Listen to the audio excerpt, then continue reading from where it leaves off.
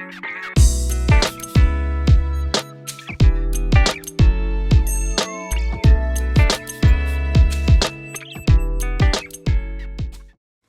students, welcome to the Department of Geography, Savitribai Phule, Pune University. I am Professor Veena Joshi. I will be teaching your course GG 111, that is Fundamentals of Geomorphology. The course is 3 credit. In the first year, in the first semester, you will be having similar such 4 basic courses. And out of these 4, when you go to the next semester, you will be choosing one as your specialization. So today I will be teaching this fundamental course in geomorphology, and I hope you enjoy it. Because it is 3 credit course, the evaluation system is such that a minimum of 3 tests or seminar should be there. It is in the discretion of the teacher. So welcome to my class, and I hope you enjoy it. So let us take a quick recap of what we did right now. What did we study in this talk or lecture?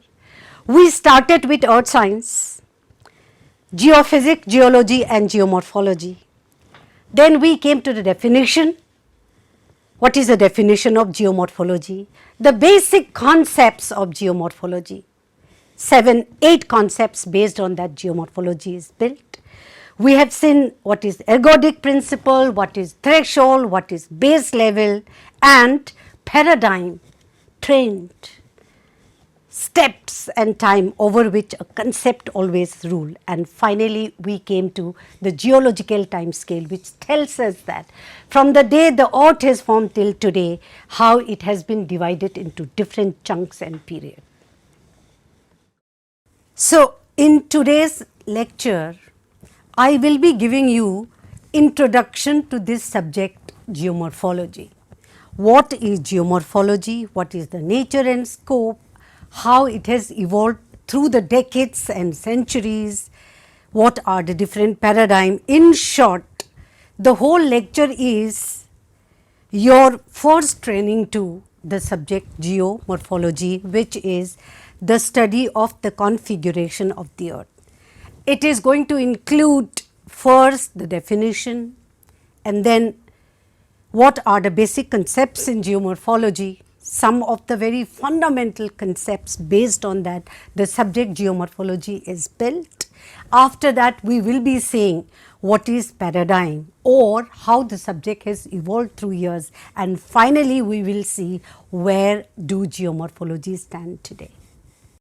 So let us start with our first lecture of the course, Fundamentals of Geomorphology. The first topic or today's lecture is Introduction to Geomorphology. In this chapter, we will be seeing how the subject has got built and different other concepts. Geomorphology falls under a science called earth science. But if you look at the general definition of what earth science is, you will find that it is geology, meteorology, climatology, oceanography and the environmental science. But truly, when we say earth science, the science which involves our globe, there are 3 basic classification or types. The first one is geophysics, the second one is geology, and the third one is geomorphology. Geophysics is that applies the principle and method of physics to the study of earth, measuring, analyzing and interpreting physical fields at the surface. For example, interior of the earth, पृथ्वी के अंदर, there is no such technology as of now which can penetrate up to the interior of the earth. Of course, we have got a lot of fiction movies, science movies, but in reality, no technology has invented till now which can allow us to go to the interior of the earth, but we have got the whole reconstruction and information of that. Who does that? So the science which studies this, they are geophysicists, geology. It's the earth forming material. earth forming material. That means, in short, we can say geology is the study of rocks and minerals and their properties, physical as well as chemical. So, the actual earth forming material is what we call it as geology. And the third, geomorphology, that is of our concern. Geomorphology is we study the surface features. That means the mountain or the ocean floor, the plateau. So, or it does not have to be anything so big. It can just be a gully, it can just be a small hill, or it can just be anything that is there before us, because we are standing on the crust and everything on the crust is nothing but geomorphology. Here I would like to, before I go to the actual definition, in a very simple word, I would like all the students to imagine what exactly is geomorphology. And I would like to give a very, maybe it may sound a little childish to you, but it is like cooking food. How the food is cooked, we require two things, ingredient and the process. Like I am making cake. So, what I do? I take some ingredients and I mix those ingredients following a recipe, and I follow a process that I put it in an oven and bake it. So, a process and ingredients. For all type of food, ingredient will be different, process will be different. So, depending on ingredient and process, the final product is like that. So, geomorphology is absolutely that. So, geomorphology cannot be studied without geology, because that is the earth forming material. So, when we are talking about this mountain or this hill or whatever is there, we need to understand the rock which has formed this. So, process and material, and therefore, geomorphology is, we can very easily say that it is an earth science, a forensic science, because no geomorphology is built in few years, millions and thousands of years for geomorphology to get built. So, our human lifespan is theoretically 100 years. So, nothing happens during 100 years.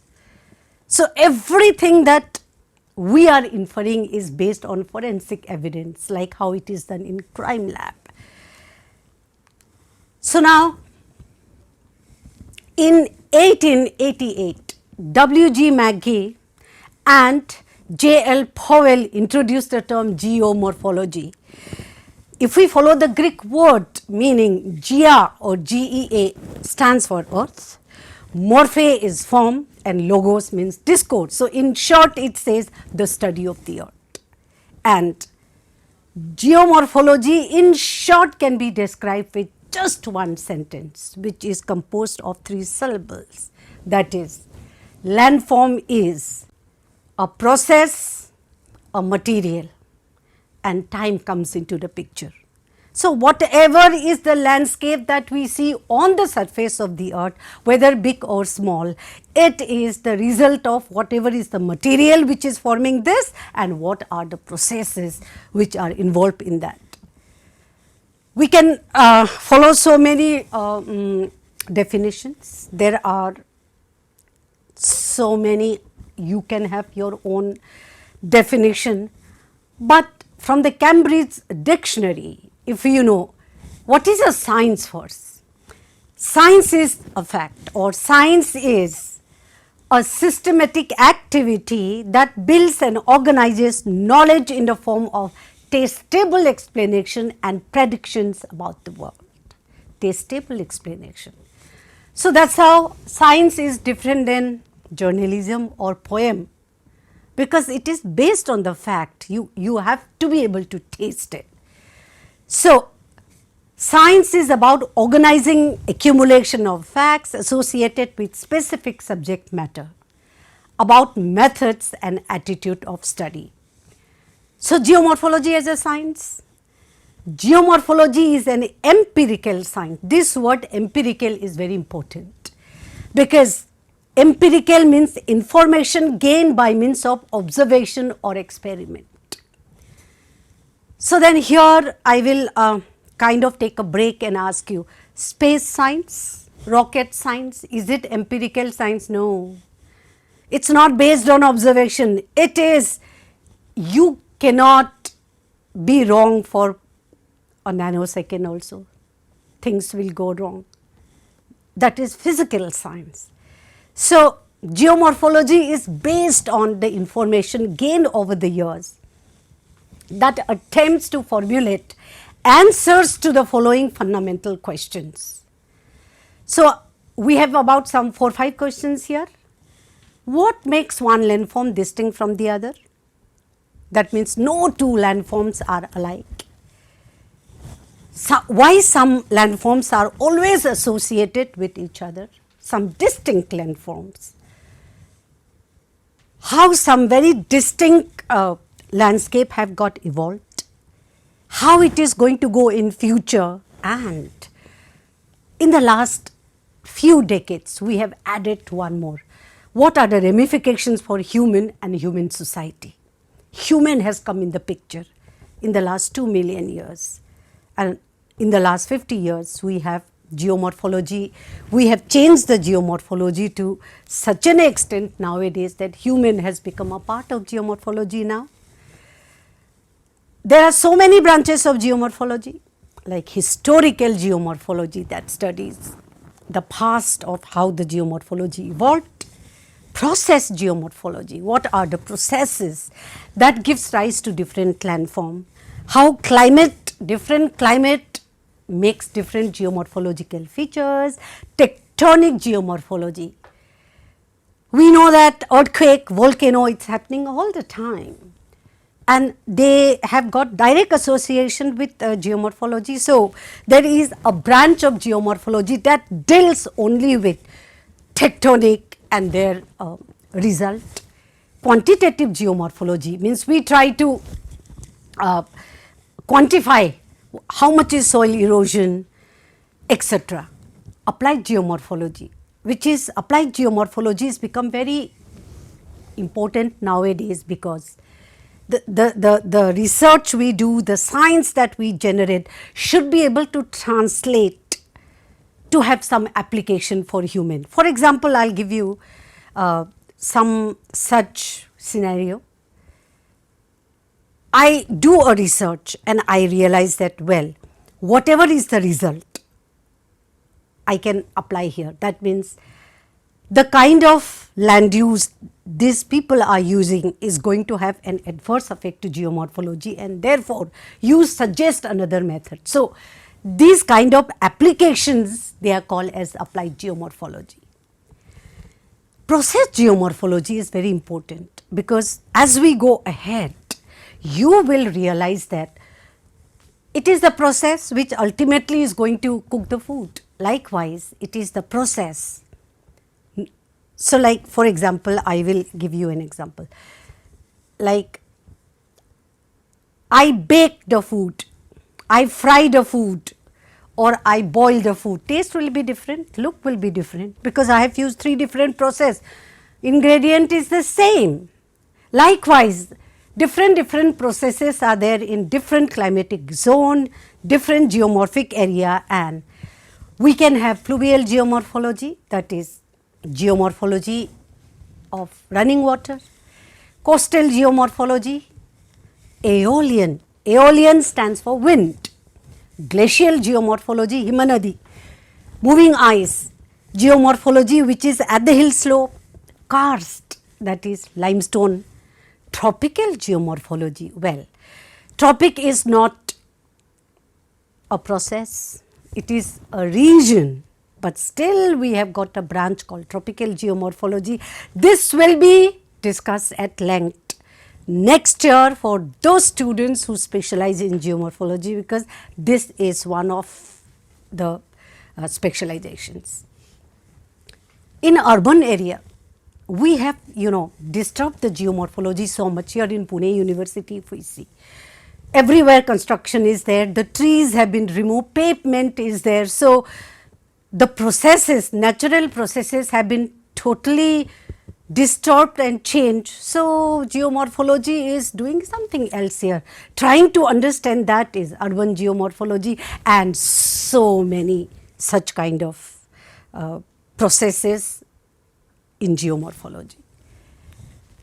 The slide is giving the major landmarks. I will not be reading all of them because the slide is before you. You can have a look at it. Starting somewhere around 485 till today, sometime around today, there have been some landmark. What is the meaning of landmark? Some such major incident or publication or study which has helped the subject to grow. If we actually look at it, geomorphology is a subject which is emerged out of the need of any human. In the olden times, the king of those tribes that are there in Nile Valley, Nile River, you know where it is. They were not educated, they were not literate even, but every year they used to fear. They used to see the Nile River getting flooded, inundating the whole fertile area, destroying the crops. For years and years they have been experiencing it, and then they realized that we need to do something about it. Then all the strong boys and men of that community will come and start putting stone wall on the bank. So, next year when the flood comes, no soil erosion, the water has confined into it. Today we use it as a watershed management or embankment. Likewise, geomorphology, even before it became a subject, existed, but the first and the most important which you need to remember is 1788, James Hutton. He first published theory of earth, and the first time the thoughts have been all put and compiled together. It was followed by his student Charles Lyell, and then step by step one thing has led to the other, and finally sometime around 1980 we have got all the concepts and modern geomorphology before us. The next point, there are some thumb rules, some basic points or basic concepts that everybody needs to understand when we are doing geomorphology. The first thing is, earth is dynamic. Earth is dynamic was not a concept just 50 years before. Poets used to write Sthir Mata Prithvi, Shanta Prithvi. Not at all. It's so dynamic, so ragit, you can say, very gussa wale. All the time turmoil is happening, which we came to know now as the science is progressing. Just a few decades before, we used to say that the earth is stable. No, not at all. The concept will be elaborated in the next. So, as of now, earth is dynamic.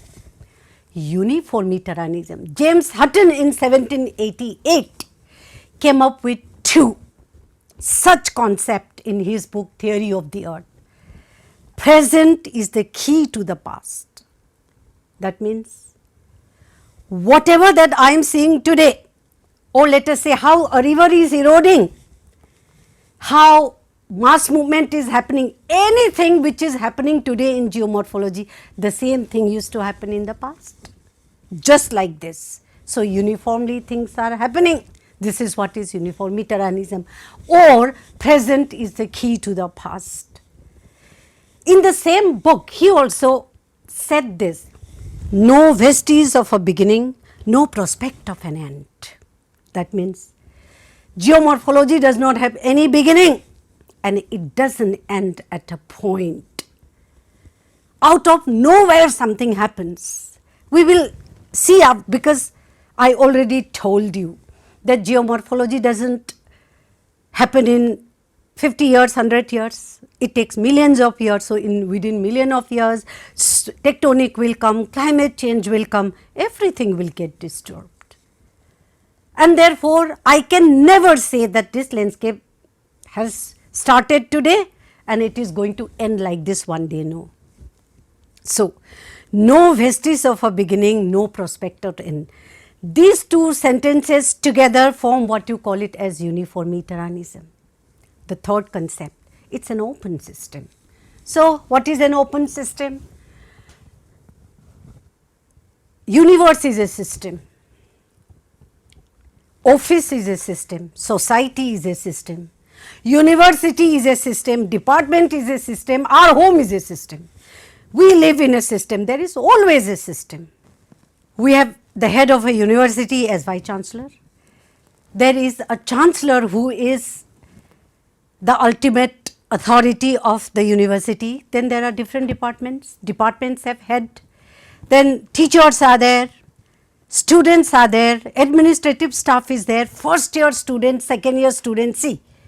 And there is a complete system, an admission, examination, result out. So, it is a system, yeah. So, no student, first year student, man mein aa gaya, so tomorrow I will just go and jump to second year. No, it has to go through a system of examination. Likewise, everything in nature follows a system. Geomorphology also follows a system, but open system. How open system is different than the closed system, I will give you a very, very quick example. It will come afterwards, so as of now, I will leave it here. Base level, what is base level? When we say erosion is happening or geomorphology is the process of forming landscape, up to what level it will erode? It is not going to keep on eroding till the interior of the earth, it is going to stop at a point. That point of stop is what we call it as base level. Ultimate base level is the sea level, but base levels are at different steps, we will see it afterwards. Ergodic principle, I will explain it now. Geomorphology is complex, yes, by no means it is easy. There is an equilibrium and threshold. So, now let us see one by one. Why do we say earth is dynamic? Because the changes are happening all the time. Because of tectonic activity, when an earthquake comes, the whole thing breaks. Climate change is happening all the time cyclically. Sea level is going up and down. So, constantly the landscape is trying to adjust to it. I already told you what is uniformitarianism. This is a paradigm or a concept which says that things have been happening gradually from the past till today uniformly. Like for example, today I see how the river network is forming, how it is eroding. So, million years before also rivers were eroding like this only. That means everything is uniform. So, this was a very important paradigm. What is paradigm will come afterwards, but what is so important is till about now there was no such thought. It is an organized thought which says that geomorphology follows uniformitarianism, an open system. If I look at this, it is a watershed. Rain is falling, yeah?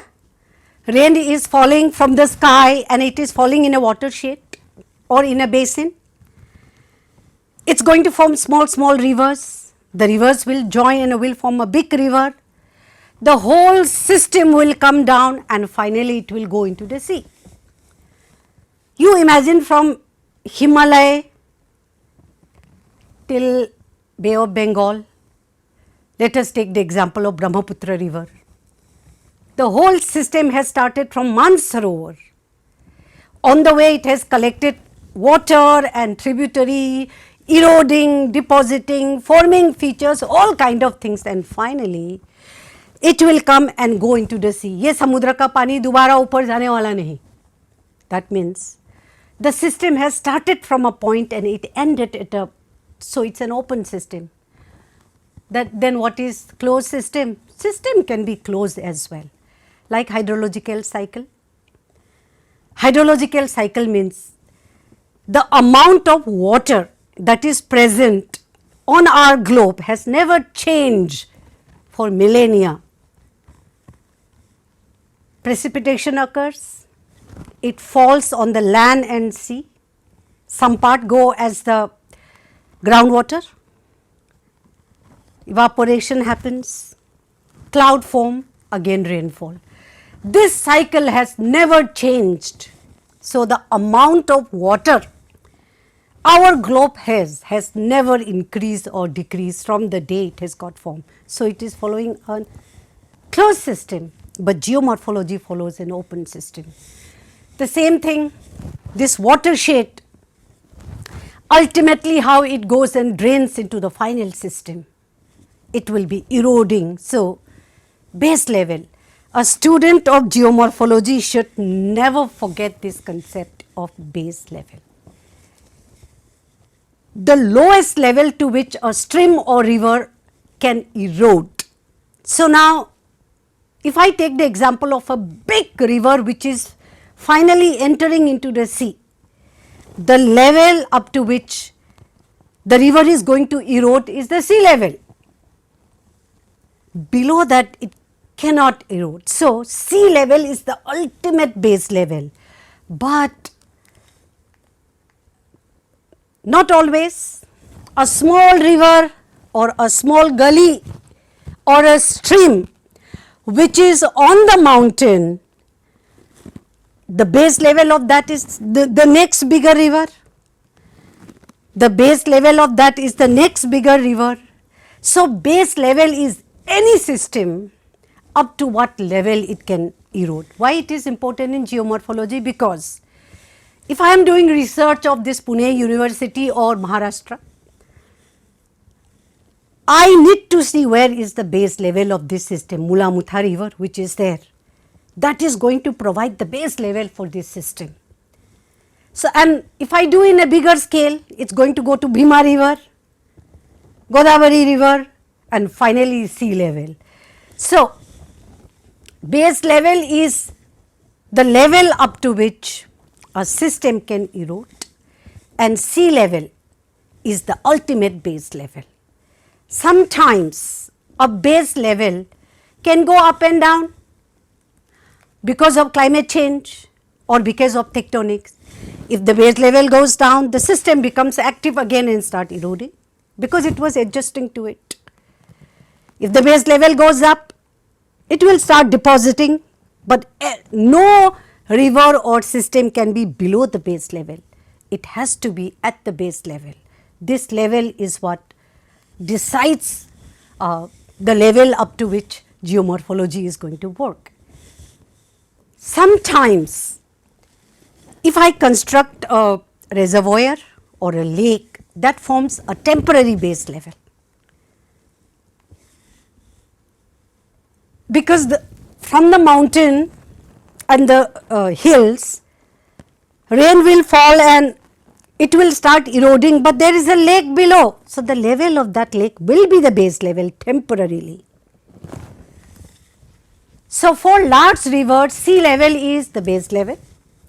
For tributaries, river is likewise the base level. All rivers and streams erode towards sea level, which is also known as ultimate base level. If a river is dammed, a new base level replaces the ultimate base level. So, rise or fall in the sea level will cause deposition and the erosion. So, base level is the ultimate factor which is deciding the process. We will be doing more of this when we go to a chapter called fluvial geomorphology. If a tectonic event comes and sea level goes down, terraces will be formed, or if tectonic comes and sea level goes up, we will find all depositional features, and trying to identify them in the field is what we do it in geomorphology, which is by no means easy. That is why we call geomorphology is complex. Ergodic principle, just one word it says, substitution of space for time. That means, well, let us have a look at this picture. A seed is there, a seed. We grow a seed and it sprouts, sapling, it becomes matured, big tree. Then it becomes old and one day it dies. So now the growth of a tree and its life cycle, it happens within our lifetime. So I know how is it like a young tree, a young sapling, a mature and an old and dead tree. So now what if I say I am standing near the mature tree and say that this mature tree was once a small sprout like this, because in front of me I have got all these stages. This is a life cycle of human. A child grows little big, bigger, mature, one day very old and dies. So this is it. This is a life cycle of human. So right now what I can do is, I will look at the old fellow and I can say that 70 years before, 80 years before, he was a small infant like this naturally, because I know all the different stages are there. Or I look at the child and I say that in the next 30, 40, 50 years, he is going to become like this. What if I apply this concept to geomorphology? Because for geomorphology, nothing happens in our lifetime. Yeah. So I have to use this concept of ergodic principle, substitution of space for time. So in front of me I have got a river at any stage, but I also have got very young river, I have got old river, I have got tributary. If I make a sequence like this and I can say I have applied ergodic principle, and this will come very big when we study plate tectonics. Yeah. So it is substitution of space for time. Next is the landscape that we have before us. So in front of us we have got landscapes, very youthful landscape, like in the mountainous area, old landscape and mature landscape. So I do not have to wait for a million years to find out how this landscape is going to be, or I do not have to go back a million years to know how it was. This concept is called as ergodic principle, and there will be more examples afterwards. Geomorphology is complex, absolutely complex, because I say there is a river here. So it is supposed to be the fluvial process, but at the same time mass movement is also happening, weathering is also happening, wind also is happening at one time. So many things are happening within one watershed, and therefore it is not a straightforward process. If we go to any watershed and if we would like to understand how geomorphology is, we will find every facet to have a different story. Hill slopes will be behaving differently. Here the deposition which you find it at the bottom will behave differently, and the river will be eroding and the rock will come into the picture. No two rocks will have the same story, and therefore geomorphology is very, very complex. And for any factor, the height of the slope, the steepness of the slope, the rock type or lithology, Lithology covers everything. Type of rock, its porosity, permeability, hardness, everything. Human activity, what is the history, and what is the vegetation cover, because vegetation plays a very important role, which we will see when we do the chemical weathering in geomorphology. Geomorphology seeks balance or equilibrium. Any roughness which is there in the landscape, the system is trying to smoothen it. The portion which are very high, it's going to temper it, cut it. Where it is depression, it is going to fill it. It's going to build an equilibrium slope.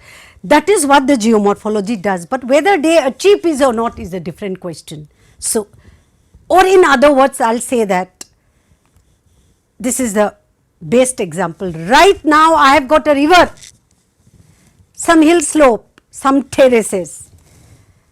The discharge of this river is completely controlled by the characteristics of this watershed.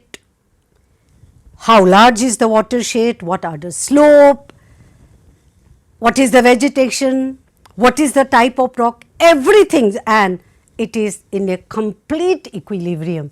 You try to change any of the parameter and tomorrow the discharge will become different. Cross section will become different. That means it is like, in perfect equilibrium, the system. That is why we say nowadays, because of human interference, there is land degradation naturally. Everything was adjusting to each other. I will go and cut the mountain, I will do quarrying, I will do sand mining, I will construct bridge, dam. So, I am interfering with the natural equilibrium. The equilibrium is lost, and that is when flood starts occurring and all kind of things like. So, let us take the example of a river. Okay? So, there is a river here which starts from a hill or a mountain. So, from where it starts till it comes to the plain area, it is very youthful. Why? Because lots of energy, slope is giving lots of energy, doing lots of erosion, it is making very steep gradient. So, we call this as the first functional erosion zone. Then it comes in the middle portion, it has become mature, not very old or not very young. So, it is doing only transportation, neither deposition or no erosion. We call it as the transition zone. And then when this river is entering into a base level, or let us say samudra, sea level, it has become so old. When I say old, you should see Brahmaputra entering into Bay of Bengal. It is so huge, it is carrying enormous amount of water and sediment, but the slope is so gentle, it is barely doing any erosion, it is depositing.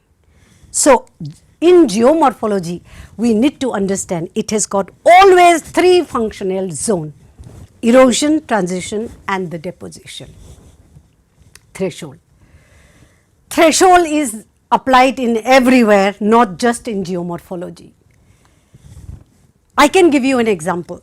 At any point of time, there is a force which is trying to break the thing, a force which is trying to resist it. If I try to break this right now, I will apply pressure.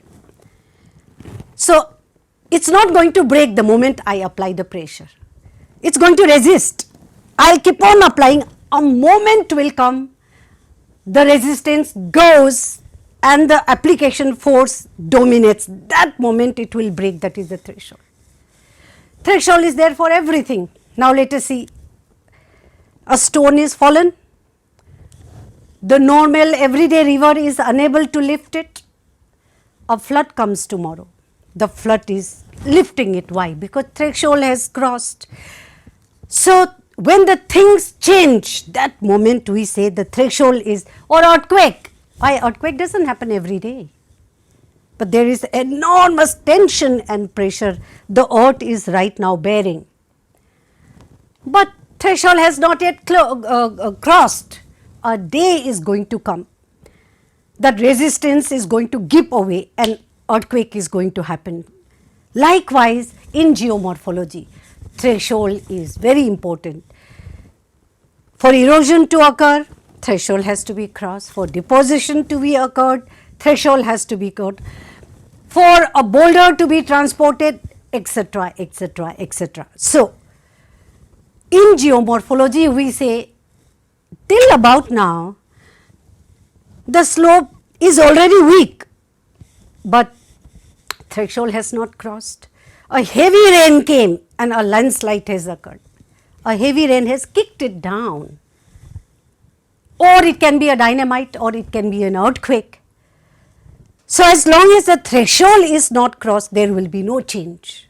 We see such kind of pictures everywhere. So, threshold in geomorphology, the moment things start changing.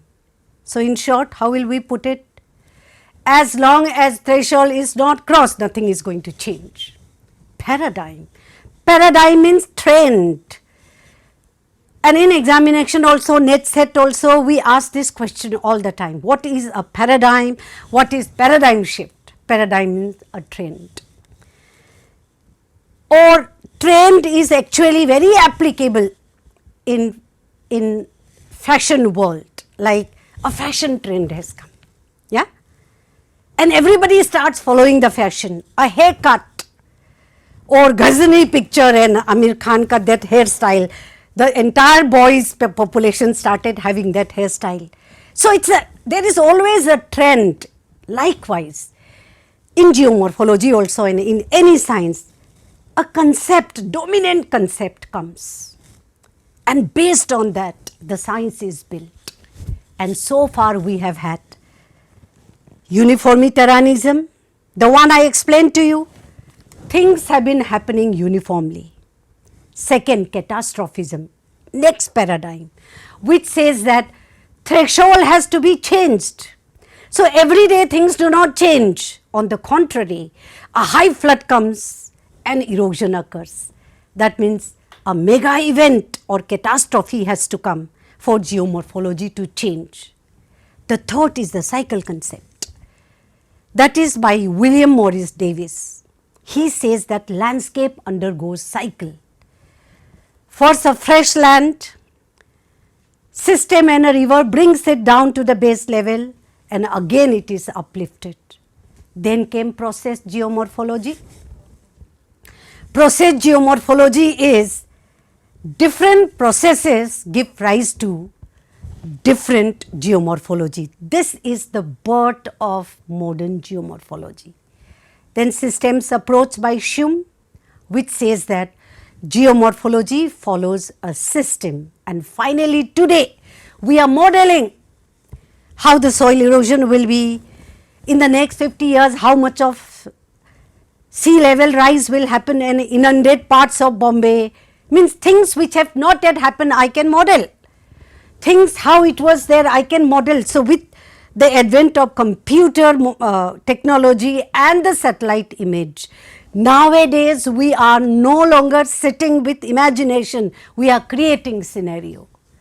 Scenario creation based on enormous technology and data is modeling. So, today we are in the modeling. So, paradigms have got shifted from uniformitarianism to catastrophism, cycle concept, process geomorphology, systems approach and modeling. Very quickly, Earth experienced several ice ages in the million years of past. Features which are deposited by ice are found in the areas which are not covered by ice anymore, like in European areas. The features which were carved by glaciers, no longer glacier are there, and Louis Agassiz, he was the first one who came up with the concept based on the evidence that our earth has undergone several periods of glacial and interglacial period. There are several such evidence that we find in Europe or in America, but tropical areas in India and all were never covered by this ice. So, fossil evidence is there, chemical evidence is there, microscopic animal evidence is there. So, in one sentence, several number of times our earth had experienced the ice age interglacial period. Right now we are in an interglacial period. When the ice age happens, from water from the sea gets locked up on the land and it becomes ice. And when the temperature rises, ice starts melting, sea level rises, and not once but twice. As the technology is growing now, we have got enormous evidence that so many times it had happened in the past. There are different causes. The one is the Milankovitch cycle, which involves the cyclic wobbling of our precision cycle. In a few thousand years, our earth tilts towards the earth a little closer and it goes away a little. So, the moment it goes away, the temperature goes down and ice age happen. And then sometimes our greenhouse gases, when they fluctuate, ice age is happened. Ocean currents, the warm current and cold current, when they get switch off, ice age happen. But as of now, we are not here in this class to study the cause of ice age, because that is an altogether different subject. But what is important for us as a geographer, geomorphologist, is that these three sentences everybody needs to remember. We have got the evidence that several number of times the ice age has occurred. Several number of, how do we know it? From the study of the sediments from the sea, from the ice core, because it records everything like a CD tape. It contains all the information. We have to have the technology to decode it. We should have the technology to know the chemistry, the mechanics and everything. But now we have got the whole reconstruction of what had happened in the last so many years. And what it happens is, whenever an ice age happens, it has never covered the equator and the tropics, but comes quite close to it. Areas which are directly under the ice, glacial features, and it will leave behind it. But when ice age happens, two things are happening. Sea level goes down, and sea level is the ultimate base level. So, if the sea level is going up and down, geomorphology is going to be disturbed. And second, it affects the atmospheric circulation and it decreases the rainfall. Geomorphology is disturbed again, and we have got signatures all over the globe of this ice age change. Last, the most important, and this is the last concept.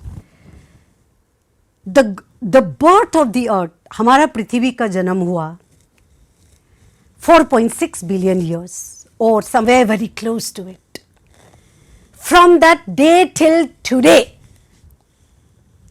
4.6 billion years till today, the scientists have divided our time period into first big division aeon, which is Archean, Proterozoic and Phanerozoic.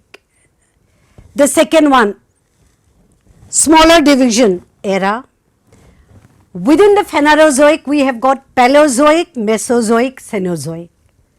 Phanerozoic, or 570 million years, is a landmark for us to remember, because fossils came only after this period.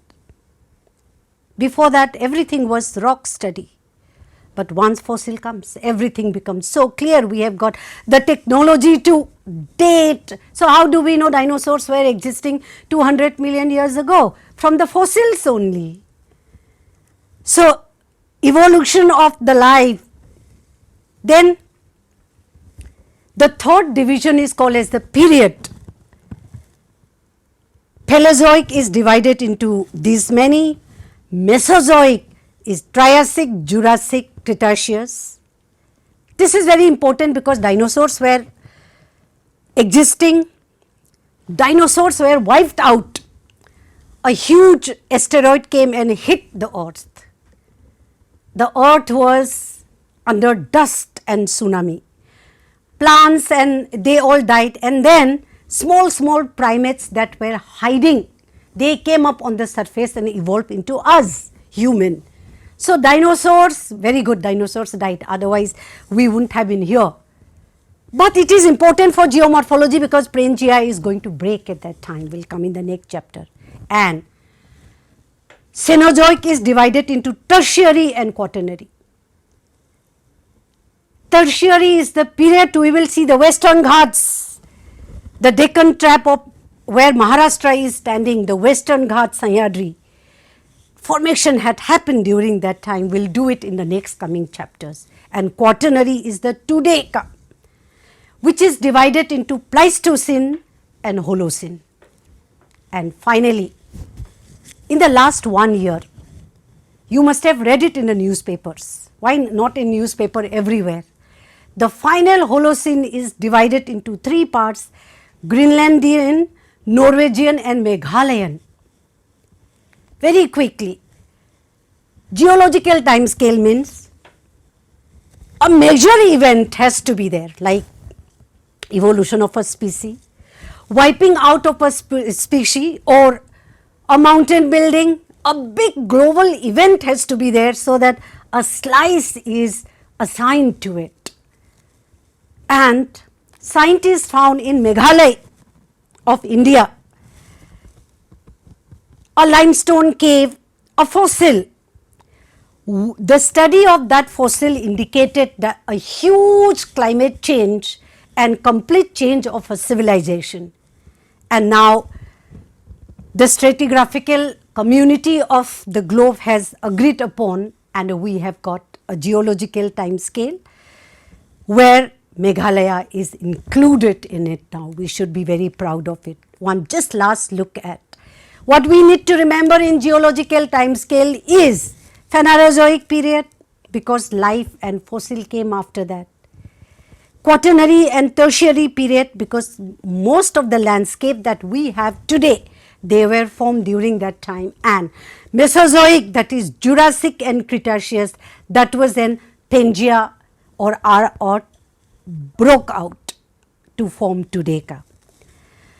There are many more things to tell, but I will put it in a nutshell that earth has travelled all the way from 4.6 billion years till today, and different processes have worked on it, and the landscape that we see today, it is the result of the journey of 4.6 billion years.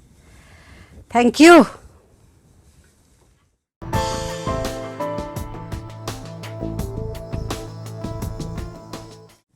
So let us take a quick recap of what we did right now. What did we study in this talk or lecture? We started with earth science, geophysics, geology and geomorphology. Then we came to the definition. What is the definition of geomorphology? The basic concepts of geomorphology. 7-8 concepts based on that geomorphology is built. We have seen what is ergodic principle, what is threshold, what is base level, and paradigm, trend, steps and time over which a concept always rule. And finally, we came to the geological time scale, which tells us that from the day the earth is formed till today, how it has been divided into different chunks and periods.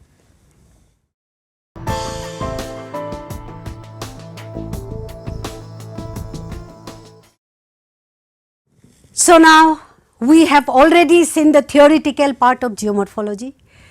We will be starting in the next chapter, next lecture, the basic and the beginning of geomorphology, what is the interior of the earth. Because what we see is only the globe, the surface of the globe. We have not seen what is there, the complete reconstruction of what is inside our globe. That is what we are going to do in the next chapter or in the next lecture. See you soon.